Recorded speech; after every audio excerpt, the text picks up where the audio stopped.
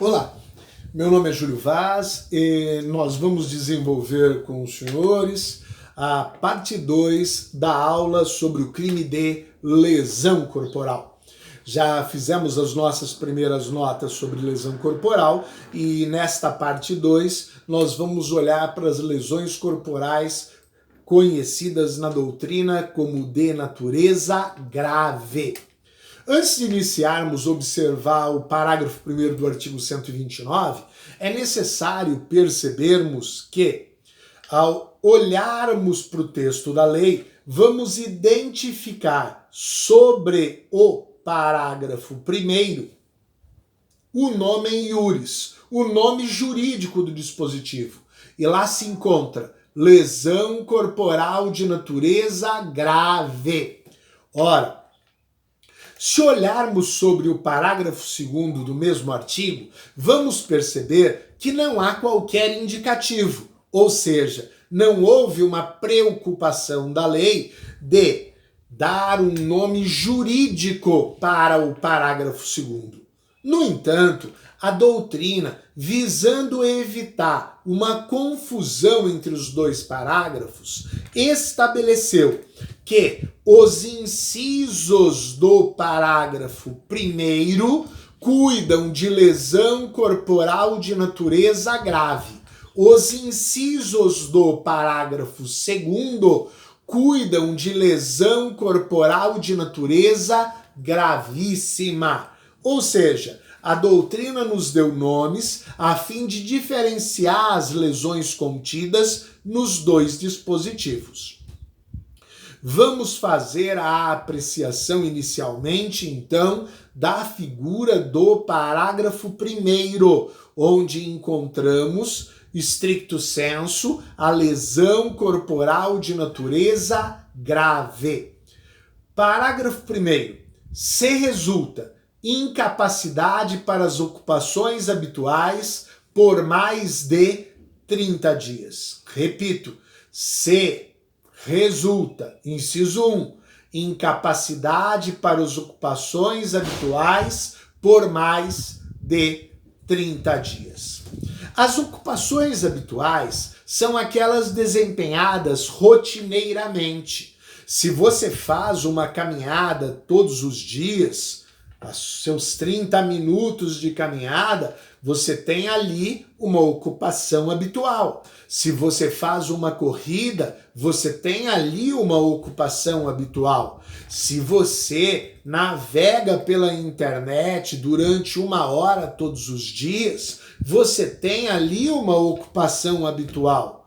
A lei está olhando para a incapacidade para as ocupações habituais, ou seja, para aquelas que você desempenha rotineiramente sem ser necessária uma função econômica nesta sua ocupação habitual. Então a primeira coisa é a gente observar que todas as ocupações habituais estão protegidas no inciso 1 do parágrafo 1º. Mas a lei exige que esta incapacidade perdure por mais de 30 dias. Ou seja, nós vamos ter que observar após o 30º dia se esta pessoa que foi lesionada pode ou não realizar as suas ocupações habituais. O nosso sistema apresenta 2 critérios para a elaboração de laudos periciais. Temos o rigoroso. No critério rigoroso, o laudo, para que ele possa ser considerado útil, ele deve ser realizado a perícia deve ser realizada no 31º dia. Após, será imprestável. Mas temos também o critério liberal, que admite-se a perícia ser realizada para a elaboração do laudo após o 31º dia. Na prática, inclusive, muitas vezes, a perícia é realizada muitos dias ou meses após o 31º dia e tem sido considerada. Vamos verificar que Esta hipótese, ela é importante dentro do sistema a partir do momento que estabelece uma qualificadora. E nós teremos uma pena majorada para esta situação. Vamos imaginar com os senhores uma meretriz que exerce a prática da prostituição rotineiramente, mas que em razão de uma lesão que lhe foi produzida, não poderá realizar a prática do meretrício. Ora, neste caso, nós temos que, se aquilo é uma ocupação habitual daquela pessoa, realizada rotineiramente, e que a impediu de realizá-la por mais de 30 dias, nós temos ali uma lesão corporal de natureza grave. Afinal, a conduta da prostituta não é uma conduta ilícita, embora possa ser estabelecida como imoral. Ao contrário, se imaginarmos um ladrão que realiza furtos rotineiramente, mas que, em razão de haver sido lesionado, não puder realizar furtos por mais de 30 dias, a lei não o socorre. Por este fator, por esta ocupação habitual ilícita, nós não teremos a aplicação de uma lesão corporal de natureza grave, prevista no parágrafo 1º, inciso 1. Vamos observar com os senhores que o inciso 2 estabelece que temos lesão corporal de natureza grave se resulta perigo de vida. O que é o perigo de vida? É a probabilidade da morte, a possibilidade que aquela lesão tem de aproximar aquela pessoa do evento morte. Vamos imaginar com os senhores uma lesão corporal produzida por uma facada. E esta facada irá passar próximo de uma veia calibrosa, que poderia gerar intensa hemorragia e a morte da vítima. No entanto, não somos nós, profissionais do direito, que iremos identificar a probabilidade da morte, mas no laudo pericial elaborado pelo perito, pelo médico legista, ele irá constatar no seu laudo que houve a probabilidade da morte. Diante da probabilidade da morte, nós teremos a lesão corporal qualificada como lesão corporal de natureza grave do inciso 2 do parágrafo 1º. Essa figura da probabilidade da morte, do perigo de vida, é uma figura que é preter-dolosa em relação ao elemento subjetivo. Ou seja, se o agente age querendo o perigo de vida, ele vai responder por homicídio com dolo eventual, tentativa de homicídio com dolo eventual. Então aqui ele age com dolo na busca da lesão corporal. Ele quer lesionar, mas ele inobserva cuidados objetivos necessários, agindo com culpa no resultado, que é o perigo de vida. Esta é a figura do inciso 2 do parágrafo 1º. Para falar do inciso 3, a gente vai tomar a liberdade de fazer a análise dele juntamente com o inciso 3 do parágrafo 2º. Ou seja, vamos estar olhando para o parágrafo 1º, inciso 3, e para o parágrafo 2º, inciso 3. Vamos observar a redação dos dispositivos. Parágrafo 1º, se resulta, inciso 3, debilidade permanente de membro, sentido ou função. Debilidade permanente. Parágrafo 2º, se resulta, Inciso 3. Perda ou inutilização de membro, sentido ou função. Ora, a gente pode perceber que os dois dispositivos falam sobre membros, sentido ou função. Vamos então recordar o que seria isso. Membros são os apêndices do corpo. Os membros podem ser inferiores ou superiores. São superiores a mão, o antebraço e o braço. São inferiores o pé, a perna e a coxa. Então aí os senhores têm os membros, os apêndices do corpo. Vamos recordar dos sentidos. Temos a visão, temos o olfato, temos o paladar, temos a audição e temos a visão. Observamos que os sentidos são as faculdades de percepção. São chamados de mecanismos sensoriais. E por fim, temos a função, que é a atividade própria de cada órgão. Nós vamos ter, a exemplo, na função digestiva, nós vamos passar pela função mastigatória, em que os senhores têm a mastigação, os dentes participando desta função. Então nós temos a função respiratória, a função digestiva, a função excretora. O corpo humano tem diversas funções.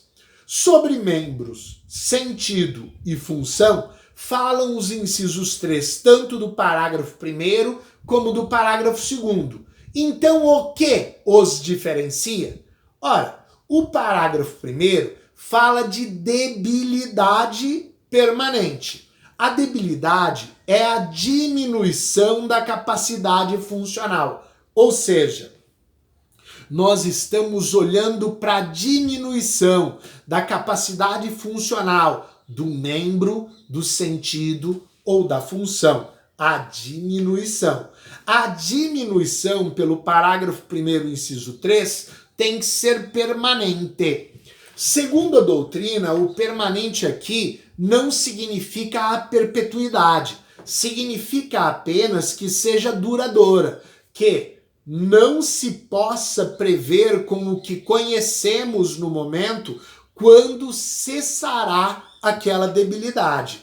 Então, não havendo a possibilidade de prevermos a cessação da debilidade, ela será considerada uma debilidade permanente. Quando olhamos para o parágrafo 2º, a gente tem as expressões perda ou inutilização do membro, sentido ou função. Perda é a ablação. Pode ser mutilação, que é traumática, ou a amputação, que é não traumática. É a perda, a retirada daquela parte do corpo da pessoa. E temos a inutilização, que é a perda funcional, ou seja, há uma inaptidão do membro ou órgão à sua função específica. Ele não poderá mais ser utilizado para aquilo que era a sua função. É a inutilização. Nós compusemos, para fixação dessas ideias, algumas arguições. Vamos imaginar com os senhores que uma briga de bar, uma pessoa irá esfaquear a outra, lesionando o rim desta outra pessoa. Então a pessoa terá um rim que não irá mais funcionar. Bom, vamos pensar se o rim está dentro da ideia de sentidos. Não, não está. Vamos imaginar se o rim é um membro. Não, não é. Mas o rim faz parte de uma função, né? Ele faz parte da diálise. Ele tem uma função no corpo humano. Estamos diante, ocorrendo esta lesão, de uma lesão corporal de natureza grave ou de uma lesão corporal de natureza gravíssima. Observo, sempre que os senhores estão olhando para órgãos duplos, para a gente ter uma lesão gravíssima, vão ter que ser atingidos os dois. Para a gente ter uma lesão grave, basta ser atingido apenas um deles. Ou seja, esta pessoa que teve atingido um dos rins, ainda o seu organismo fará diálise com o outro rim, que ainda está funcionando, não foi atingido. Ou seja, houve só a debilitação, não houve a perda ou inutilização. A mesma situação pode ser apresentada quando falamos de visão. Quando olhamos então para os olhos de alguém que são duplos também. Nesta ideia, se compromete-se dos órgãos apenas um deles, teremos a lesão grave. Se compromete os dois, teremos a lesão corporal de natureza gravíssima. Vamos imaginar agora uma agressão onde o nosso sujeito ativo vai cortar a mão do sujeito passivo. Ora, a mão é um membro, o membro superior, mão. No entanto, os membros diferentes dos órgãos são observados de forma isolada.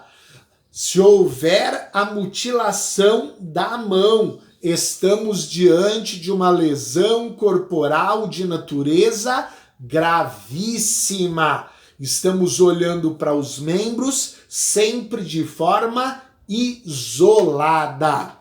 Vamos imaginar com os senhores que a lesão se constituiu no fato de jogar enorme e pesada pedra sobre o braço da vítima. E o braço da vítima foi esmagado. Já não tem mais qualquer movimento. Neste caso, ainda temos uma lesão gravíssima, mas não pela perda, pois não houve a ablação, mas pela inutilização daquele membro. Ainda inciso 3 do parágrafo 2º, lesão corporal de natureza gravíssima. Vamos imaginar com os senhores a hipótese do rompimento traumático sem intuito libidinoso da membrana himenal. Membrana himenal é membro? Não. Faz parte dos sentidos? Não. Tem função própria no organismo humano, segundo a doutrina? Não. Então esta lesão, sem intuito libidinoso, não poderá estabelecer ou qualificar uma lesão grave ou gravíssima. Estamos diante de uma lesão corporal de natureza leve. Observo, se ocorrer o intuito libidinoso, a lesão corporal poderá ser tratada pela figura do estupro, artigo 213 do Código Penal. Vamos prosseguir, então, aqui nas lesões corporais qualificadas. Vamos ao inciso 4. Inciso 4 do parágrafo 1º. Aceleração do parto. A aceleração do parto não envolve a ideia de um aborto, mas da antecipação do parto.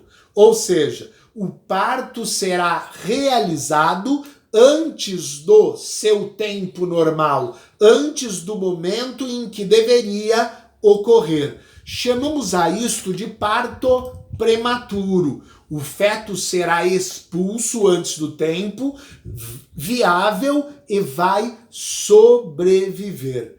A gente observa que, neste caso, a vítima desta lesão corporal é uma gestante, tem uma qualidade para ela, Então, nesta prática de lesão corporal qualificada, a gente vai ter a vítima que é uma gestante e a lesão imposta sobre ela resultará a antecipação do parto.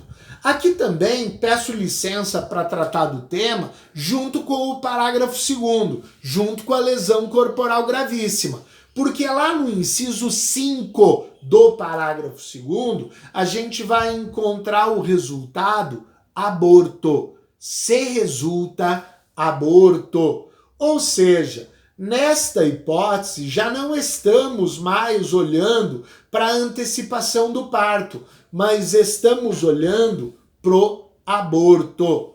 Devemos observar a existência do nexo causal, ou seja, a violência empregada para a produção da lesão irá resultar na ocorrência do aborto. Nesta figura qualificada, também voltaremos a falar do elemento subjetivo préter-dolo, ou o elemento subjetivo préter-doloso. Por quê? Porque se admitirmos que o agente tinha dolo para lesionar e dolo para praticar o aborto, estamos em um concurso de crimes. O agente deve responder por lesão corporal e por aborto. Mas, quando observamos que o agente queria produzir a lesão, agia com ânimos ledendi, ânimos de quem quer lesionar, e deixou de observar um cuidado objetivo necessário, produzindo de forma culposa o aborto, os senhores têm a hipótese qualificada do inciso 3 do parágrafo 2º. A gente poderia recordar aqui uma curiosidade.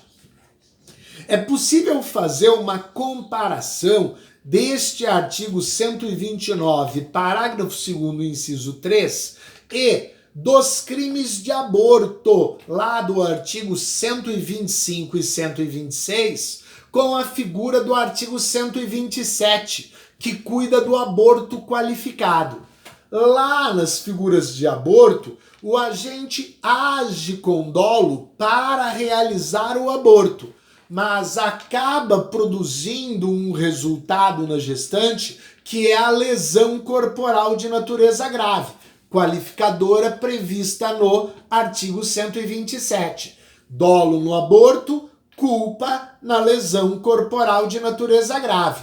Aquele artigo 127 existe na forma préter-dolosa. Quando olho para este inciso 3 do parágrafo 2º do artigo 129, também estou vendo a forma préter-dolosa, mas aqui o dolo foi para a lesão corporal e a culpa foi para o resultado não querido, não desejado, que era o aborto. E é este resultado que gera a lesão corporal de natureza gravíssima, prevista no parágrafo 2º, inciso 3. Bom, olhemos todas as hipóteses de lesão corporal de natureza grave, do parágrafo 1º, dos incisos 1 ao 4. Vamos ao parágrafo 2º para olhar os dispositivos que ainda não observamos. Já olhamos para o inciso 3 do parágrafo 2º e já olhamos para o inciso 5 do parágrafo 2º. Vamos observar a redação do inciso 1 do parágrafo 2º. Se resulta, inciso 1, incapacidade permanente para o trabalho. Observo que aqui não falamos de qualquer ocupação habitual, mas falamos de incapacidade permanente para o trabalho. Significa dizer que estamos olhando para a atividade profissional remunerada. É uma incapacidade não pode realizá-la, é permanente, porque não sabemos com os conhecimentos que atualmente a ciência possui quando cessará aquela incapacidade, mas é para o trabalho, para a atividade profissional remunerada. Temos uma posição doutrinária e jurisprudencial que é desfavorável à aplicação deste dispositivo, que olha para o trabalho aqui de forma genérica e não específica, ou seja, olha para a incapacidade de qualquer trabalho e não do trabalho específico realizado pela vítima. Este, sem dúvida, é um elemento prejudicial à aplicação desta forma qualificada. Vamos olhar para o inciso 2. O inciso 2 do parágrafo 2º nos traz a seguinte redação: enfermidade incurável. Ora, a enfermidade é uma doença física ou mental. A lei fala incurável e adota-se doutrinariamente a mesma ideia que se adotou quando da análise da palavra permanente. Incurável é porque a cura não é alcançada pela medicina com os seus recursos atuais. Com o que atualmente conhecemos, não temos como fazer a cura. Então é a enfermidade incurável. A gente admite qualquer espécie de enfermidade, tanto a enfermidade absoluta como a enfermidade relativa aqui nesta figura. E vamos ao inciso 4. Última das figuras de lesão corporal de natureza gravíssima. Diz o inciso 4, parágrafo 2º, se resulta, inciso 4, deformidade permanente.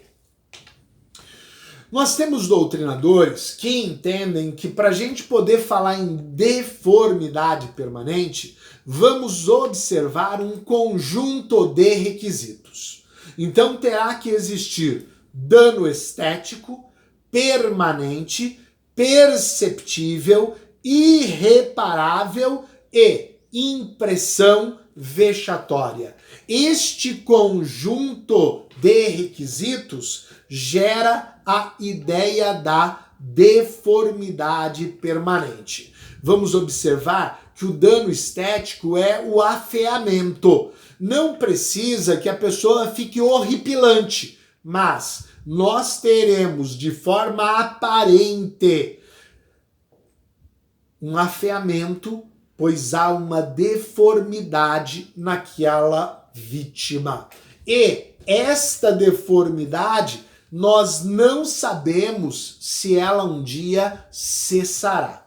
É possível que esta deformidade venha a cessar se a vítima se submeter a uma intervenção cirúrgica, se a vítima fizer a intervenção e a deformidade for reparada, estará superada a lesão corporal de natureza gravíssima. Estará também superada a lesão corporal de natureza gravíssima se realizada esta intervenção na fase de execução da pena a que foi condenado o autor da lesão corporal de natureza gravíssima. E como houve a intervenção cirúrgica e a deformidade não é mais permanente, é possível, por revisão criminal, uma modificação da pena que foi aplicada na sentença original. Vamos observando com os senhores que nós analisamos as hipóteses conhecidas pela doutrina de lesão corporal de natureza grave, previstas no parágrafo 1º, incapacidade para as ocupações habituais por mais de 30 dias. Inciso 1. Inciso 2. Perigo de vida. Inciso 3. Debilidade permanente de membros, sentido ou função. Inciso 4. Aceleração de parto. E passamos a observar também no parágrafo 2º as lesões corporais de natureza gravíssima, assim denominadas pela doutrina. Inciso 1, incapacidade permanente para o trabalho. Inciso 2, enfermidade incurável. Inciso 3, perda ou inutilização do membro, sentido ou função. Inciso 4, deformidade permanente. Inciso 5, aborto. Em todas estas hipóteses, não será aplicada a pena prevista no caput da lesão corporal de natureza leve, mas para as lesões graves do parágrafo 1º, será aplicada a pena de reclusão de 1 a 5 anos. Então temos aqui qualificadoras. No parágrafo 2º, nas suas hipóteses, será aplicada uma pena de reclusão de 2 a 8 anos. Temos aqui hipóteses qualificadoras. Tivemos a oportunidade de fazer alguns comentários sobre a lesão corporal de natureza grave e a lesão corporal de natureza gravíssima. Hipóteses previstas nos incisos dos parágrafos 1º e 2º do artigo 129. Prosseguimos com comentários ao crime de lesão corporal no vídeo 3. Muito obrigado por sua atenção.